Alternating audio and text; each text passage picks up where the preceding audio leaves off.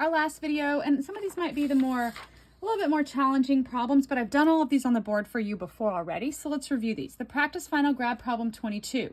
A car with a mass of 2,500 kilograms is going 15 meters per second. Driver slams on the brakes and comes to rest. That means my final velocity is 0 meters per second. And that's done in a distance or a displacement of 50 meters. I want the magnitude and direction of force, okay? So if I'm gonna say force is mass times acceleration, I've got the mass of the car, I don't have acceleration. Now this is gonna have to be one of those ones where I either do Newton's second law, get acceleration, then do kinematics. We call those equations 1, 2, or 3. Or we'll do a kinematics equation, get the acceleration, and then solve a Newton's second law problem. Well, if I don't have acceleration and I'm trying to find force, then I clearly need to start with acceleration. So I have initial and final and displacement. That should ring bells. That should be equation 3. Okay, so V final squared equals V initial squared plus 2 acceleration delta x. So acceleration, so V final squared minus V initial squared over 2 delta x equals acceleration. So final is 0 meters per second, meters per second. It started out at 15, 2 times the displacement. And I find out that the acceleration of the car is negative. That makes sense, it's slowing down. Negative what? It is negative 2.25 meters per second squared. Okay, it wants the force. Force equals MA, so force equals the 2,500 kilogram car times the acceleration I just found of 2.25 meters per second squared. And so the force felt is 450 newtons, but I say that negative because in my mind the car is going this way and then stop, so the force would be felt in that direction. Okay, 23 I am not going to do. 23 is the car being towed. I did 23 a bunch of times, so 23 is the car being towed. These are in the chapter 5 notes. There's 2 examples, an example where the car is being towed with acceleration and without. So you need to go back and review those. The numbers might be slightly different, but it's almost the same exact problem. Okay, number 24. Picture's a little tricky, but basically I have something hanging from 2 wires that are like this. They are each the same theta, where theta is 30 degrees from the y-axis, and then I have there's a mass, so therefore there's a weight of the object. There's also an external force. I'm just going to draw it beside it so you can see it. And so what it's asking for is the tension. So I have the mass is 8 kg. Okay, I've got they're each at 23, are each at 30 degrees. I had this extra force acting, and that force I'm given as 42 newtons. So what it wants to know is tension, question mark. Well, this is a standard chapter 5 Newton's second law problem. I sum forces in the y equals mass times acceleration in the y.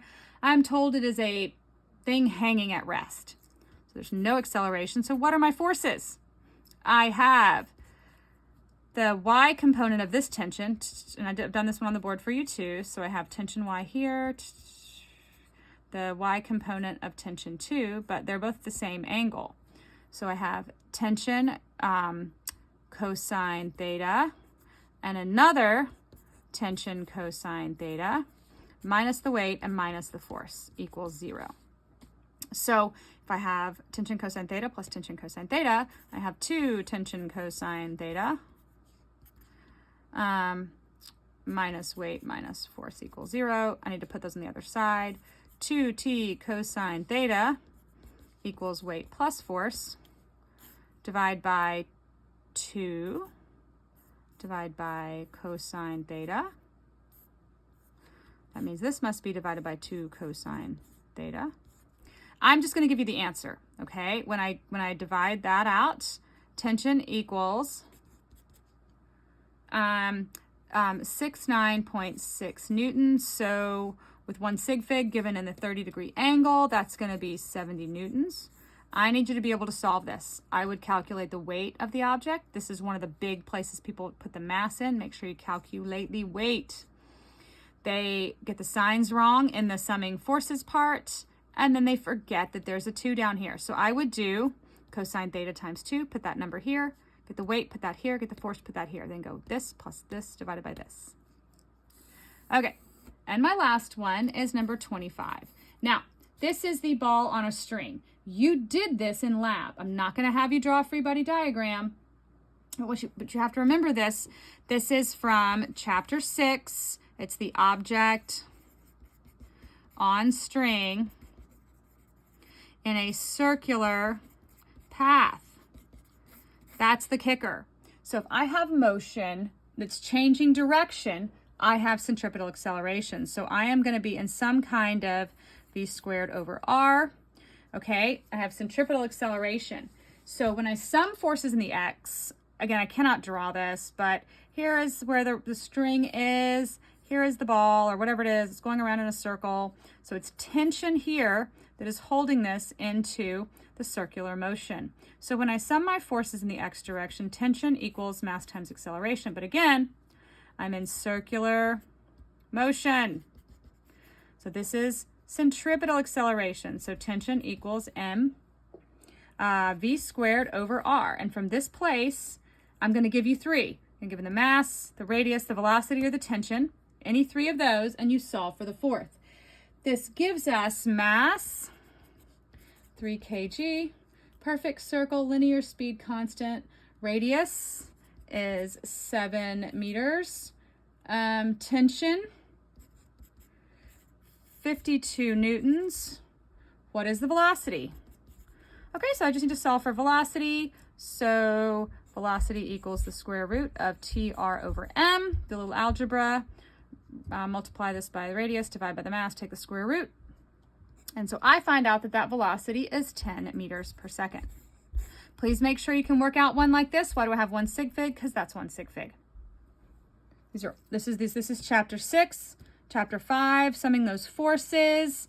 And then these are also chapter 4, 5, or Newton's second law problems where I have to do kinematics, get acceleration, do Newton's second law, or vice versa. There are golf examples. There's a golf ball example, and there are a couple more in your notes.